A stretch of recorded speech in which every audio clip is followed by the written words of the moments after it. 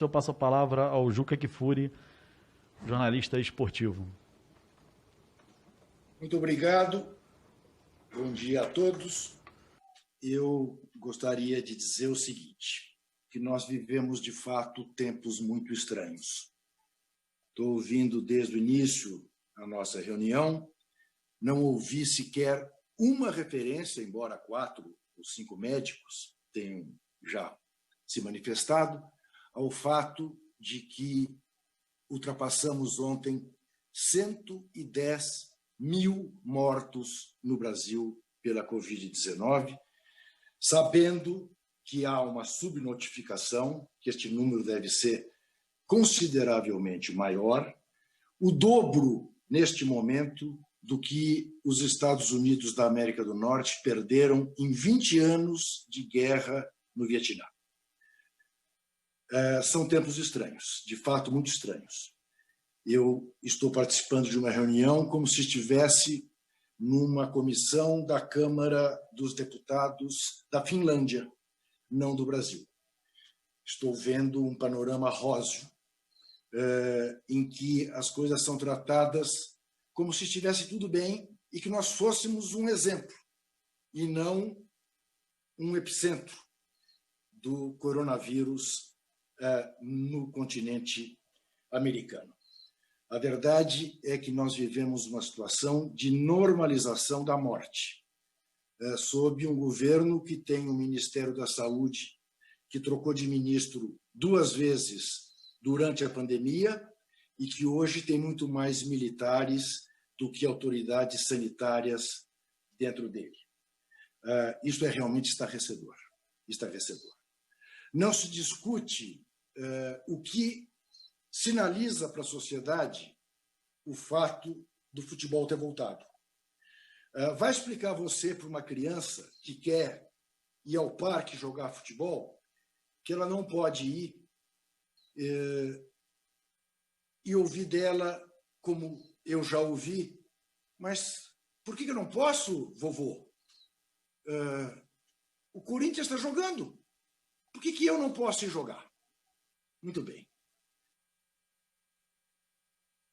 Eu vou à raiz da questão para dizer que uma morte que seja por causa de um jogo de futebol justifica que não haja o jogo de futebol. Uma morte. E isto não é uma posição extremista. Isto é uma posição de cuidado com a vida. Sabemos de quantas categorias profissionais, por dever de ofício, por serem essenciais, têm de estar em plena função neste momento. Claramente não é o caso de jogos de futebol. Claramente não é o caso de competições esportivas. Porque, pelo amor de Deus, considerar que o futebol seja uma atividade essencial é rigorosamente um exagero, para dizer o mínimo. Né? Discuto e tenho por que discutir, tenho longa prática de ir à Câmara dos Deputados, desde 1978, que compareço quase anualmente em discussões na Câmara dos Deputados. Pela primeira vez, faço isso de maneira não presencial. Algum motivo há. Vejo na mesa parlamentares de máscara. Vejo parlamentares em suas casas, porque os parlamentares cuidadosos estão seguindo aquilo que se determina em termos de isolamento social, que evidentemente também traz problemas, né? E evidentemente traz problemas econômicos. É inevitável que assim seja, né? Não fosse estarmos enfrentando uma guerra contra um inimigo oculto que ainda não sabemos bem como guerrear contra ele. Mas sabemos que, por mais importante que seja a atividade econômica, ela não pode se sobrepor à vida. Sabemos também, e isto é importante considerar, que em 3 meses de pandemia, nos primeiros 3 meses, 42 bilionários brasileiros acumularam 177 bilhões de reais a mais em suas fortunas. Então, interessa saber quem está ganhando com a pandemia, né? É inevitável também tocar no fato de que a pandemia agrava o problema dos clubes de futebol do país e, para isso, temos que prestar atenção. Mas é importante salientar que não é a pandemia a causadora da crise econômica da maioria esmagadora dos nossos clubes. Eles já vinham assim como vinha a economia brasileira, né? Estamos vivendo o tempo dos sofismas, das mentiras. Dizer que o Brasil decolava e que, infelizmente, houve a pandemia, nós sabemos que é mentira. Não tem outra palavra a usar, porque tínhamos, então, já quase 14 milhões de desempregados, um PIBinho deste tamanho. Não foi a pandemia que trouxe problemas para a economia brasileira, não foi. Foram as promessas de desmonte dos direitos trabalhistas e tudo mais, desde que houve o impeachment da presidente Dilma Rousseff, né, com todas as promessas que trouxeram o país à situação em que ele está. Eu discuto, e tenho por que discutir, a competência da CBF para tratar desta questão. E lamento, e não me surpreendo, porque desde o início, quando fui convidado, sabia que viria malhar em ferro frio, sangrar em saúde. Não me surpreendo que o secretário-menor da CBF, Walter Feldman, tenha falado e saído, porque ele não pode responder a certas perguntas. E ele é um dos responsáveis, porque a decisão de voltar ao futebol no Brasil é uma decisão eminentemente política, para atender à reivindicação do presidente da República, pouquíssimo preocupado com a vida dos cidadãos brasileiros, que desde o início da pandemia dizia achar um exagero o futebol ter sido paralisado. Ele achou que era um exagero o futebol ter sido paralisado e começou a forçar a volta do futebol. Deu uma medida provisória em tempos de pandemia, uma medida provisória política sob direito de mandante de jogo de futebol em plena pandemia. Uma medida provisória que necessariamente deveria ser alguma coisa emergencial, e ele considerou que era, mas exigiu como moeda de troca a volta assodada do futebol. Voltamos ao futebol numa noite trágica no Maracanã, em que o Flamengo enfrentou o Bangu, e a 500 metros no hospital de campanha, no Maracanã, 2 pessoas morreram, 2 pessoas perderam a vida. Mas é assim mesmo, não é? E daí? A morte é mesmo inevitável. Não é? Quer dizer, então, o futebol brasileiro, na verdade, uniu-se à necropolítica do governo federal. Né? A gente olha para como o futebol voltou na Europa. Voltou em curva descendente. Nós aqui voltamos ainda em curva ascendente. A gente olha e vê que o maior torneio de futebol do mundo está sendo disputado na sua fase final, com regulamento modificado, numa bolha em Lisboa. A gente olha para a NBA nos Estados Unidos e vê uma outra bolha organizada na Disney para que o campeonato de basquete possa ter continuidade. Nós achamos um absurdo pensar em paralisar o futebol no Brasil quando a Olimpíada, o maior evento esportivo do planeta, foi simplesmente adiado por 1 ano, com todos os prejuízos que isto significa, os econômicos, os esportivos e os culturais. Mas o Japão tomou a decisão de não abrigar a Olimpíada, apesar de estar pronto para abrigá-la. Não é?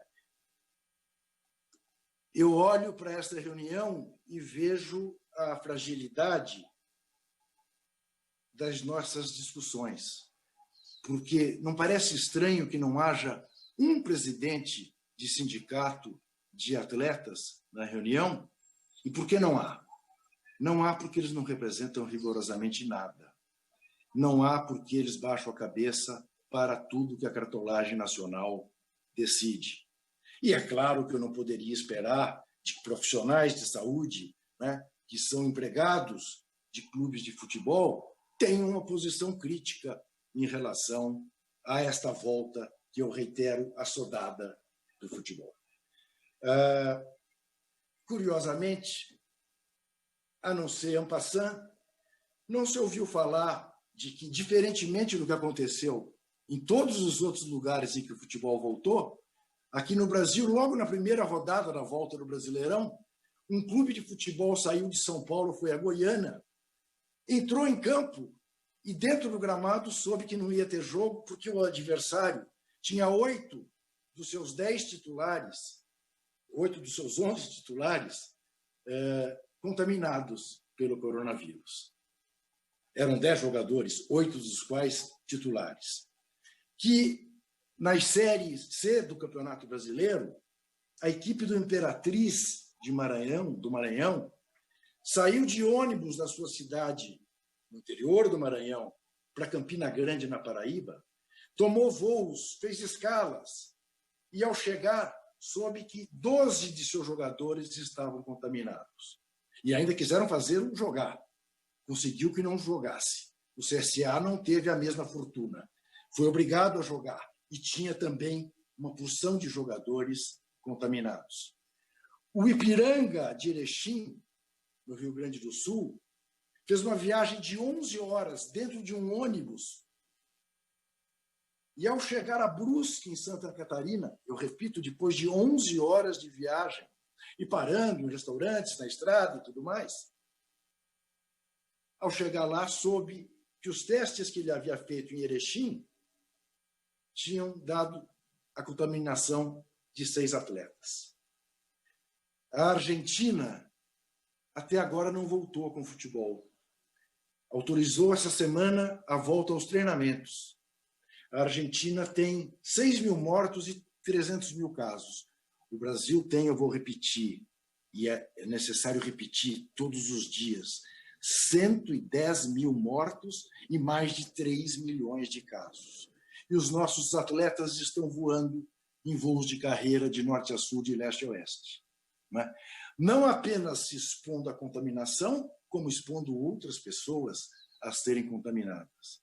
Então, me parece que nós estamos fazendo realmente uma brincadeira mórbida, uma brincadeira trágica. Nós estamos brincando com a vida das pessoas, porque a economia não pode parar, porque os direitos de transmissão de televisão têm que ser pagos, os patrocinadores estão reclamando.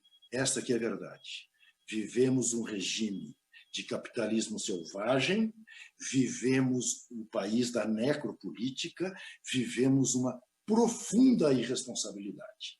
Qualquer outra coisa fora disso é dourar a pílula, é fazer de conta que não estamos vendo aquilo que está nas nossas esquinas. 110 mil mortos, o dobro do que morreram soldados americanos em 20 anos de guerra do Vietnã. Um dia, eu não sei quando, as pessoas responsáveis por isso serão judicialmente responsabilizadas, no mínimo em tribunais internacionais. E deste rol de pessoas, é muito provável farão parte aqueles que foram responsáveis também pela volta ao futebol no Brasil, por aparentarem uma normalidade que não existe. E eu, infelizmente, diferentemente do secretário-menor Walter Feldman, vou ter que sair, porque daqui a 20 minutos começo a gravar um programa de entrevistas para televisão. E até porque a ausência dele faz com que eu não tenha pergunta nenhuma mais a fazer, porque como eu estou convencido que a decisão foi política, não foi médica, eu gostaria de conversar com o responsável político, embora o maior responsável, este nunca apareça, que é o presidente da CBF. E termino aqui dizendo o seguinte: Quando eu digo que eu não tenho razão alguma para confiar nos protocolos da CBF, é porque eu estou falando de uma entidade que, desde 1989, portanto, há 31 anos, está nas mesmas mãos. Em que mãos? Nas mãos do senhor Ricardo Teixeira, que não pode sair do Brasil porque a Interpol prende. Nas mãos do senhor José Maria Marim, que o sucedeu, que passou 2 anos preso nos Estados Unidos pelo escândalo do FIFA Gate. E de lá saiu porque as autoridades americanas generosas permitiram que um homem de quase 90 anos saísse da prisão em tempos de pandemia.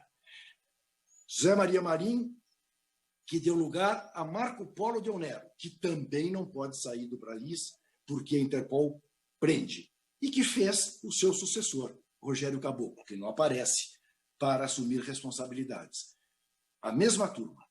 Eu não tenho motivo algum para acreditar em licitações da CBF, em competência técnica da CBF, em coisa alguma que parta da CBF para ficar tranquilo em relação à volta do futebol. Repito que sei que estou malhando em ferro frio, sei que estou sangrando em saúde, mas fui convidado pelo Congresso do meu país a participar desta reunião. Aqui vim, aqui estou e vou ficar até o momento que a televisão me chame para fazer a gravação. Muito obrigado.